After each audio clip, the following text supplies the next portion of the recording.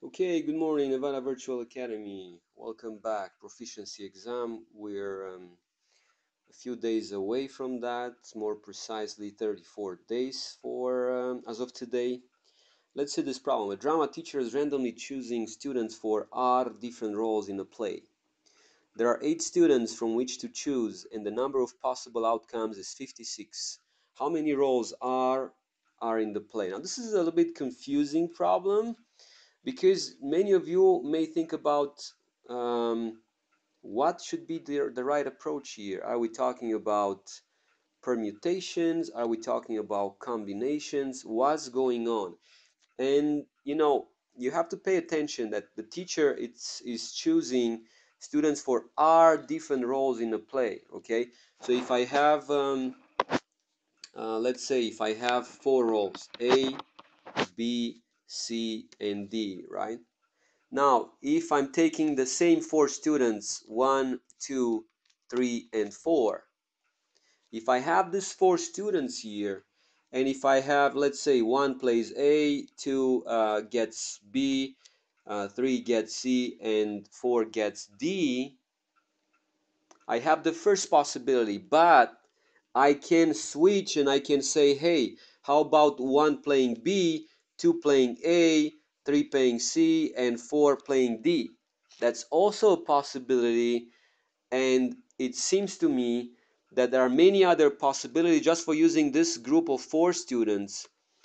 And what you guys have to realize here is that order matters, okay? Because I have A, B, C, D roles when I'm choosing a group of 4 students. That group can be rearranged in the same time where every student gets a different role. And obviously, we can go here and say, hey, if student 1 gets A, then how many other possibilities are for the others, and go by that approach. But we will know in this case that we're talking about permutations, right? And we're talking about permutations of 8 students taken R at the time, okay? And because you deal with permutations, you know that if you have n, you have permutations of n students taken k at a time, that equals to n factorial over n minus k factorial, right? Same story here, because I have 8 students, will be 8 factorial over 8 minus r, whatever that r is, factorial. Okay, now I have to find what is that r. Well, I have 4 possibilities that I can use, and work my way backwards if you want. Or you may say, hey, that 8 factorial over 8 minus r, everything factorial, should equal what? How many outcomes is that teacher looking for? Or how many outcomes are possible for this problem? 56. Okay? Well, 56 is actually what? 7 times 8. And my 8 factorial is also what?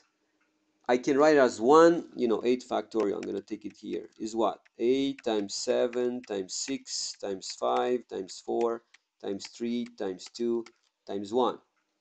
Where if I'm taking that 8 times 7 separately, all is left here on the right will be 6 factorial. So I can write my 8 factorial as 6 factorial times 7 times 8 over 8 minus r factorial, which we don't know yet what that would be as a value, but this one equals 7 times 8. Well, I can divide everything by 7 times 8, right? I can divide by 7, I can divide by 8, and both sides, and your equation now will be 6 factorial over 8 minus r factorial equals 1. Now, if you multiply everything by by the bottom one, okay, and we assume that r has to be different than 8, so you're going to say r cannot be 8, right? And I'm multiplying everything by 8 times 8 minus r factorial. Your equation will be 6 factorial should equal 8 minus r factorial, which obviously gives you the answer to this problem. Your r has to be what? R equals, well, if 8 minus r equals 6, then your r has to be 2.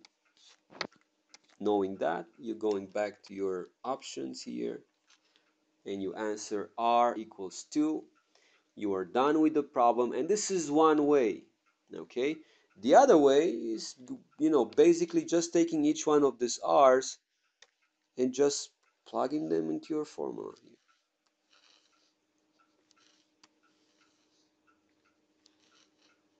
And the same with the 2. And see if they work, but they will not.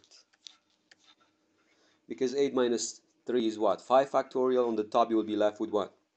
6 times 7 times 8, which is not 56. If r equals 5, you'll have 8 minus 5, which is 3 factorial. On the top, after you divide by 3 factorial, your 8 factorial, what you're going to have? You have 4 times 3 times, 4 times 5 times 6 times 7 times 8. Not good. Same story with 7. And that's why r equals 2 is the one that matters. And for this problem, we have used permutations because order matters.